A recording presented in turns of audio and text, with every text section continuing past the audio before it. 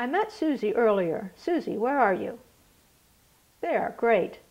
Susie asked if I ever received advice from a professional writer. And by that I think she meant a best-selling author. And yes, I have. I was honored to spend about an hour and a half with author Larry Beinhart.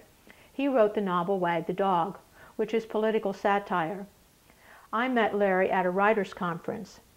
I was only entitled to about 45 minutes of his time, but when we were ushered out of the room we were using, he took me down the hall to an empty classroom and continued my lesson on the art of writing a mystery. One of the lessons I took away from my time with Larry was to write in a straight line. That simply means write the story in the order scenes happen.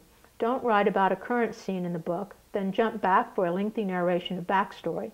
Don't come forward again, then go back into a time that happened before the last visit to backstory. His point was, there needs to be order. I always outline a story before I begin. I know the entire backstory as well as the story that takes place from page 1 forward. When I wrote Wild Raspberries, I intended to begin that story at a point all 4 ladies arrived in West Virginia and met Lucius. But when I got started, nothing was working. I had too much backstory, so I had to rethink. Eventually I gave in and started the story earlier while the ladies were still in Maryland. In the book, when the ladies finally get to West Virginia, we're on page 78. That's nearly 1/4 of the book. Too much for backstory. So thank you, Larry. Telling the story in a straight line was one of the efforts I made to write a successful book for the reader, and it made writing the book easier.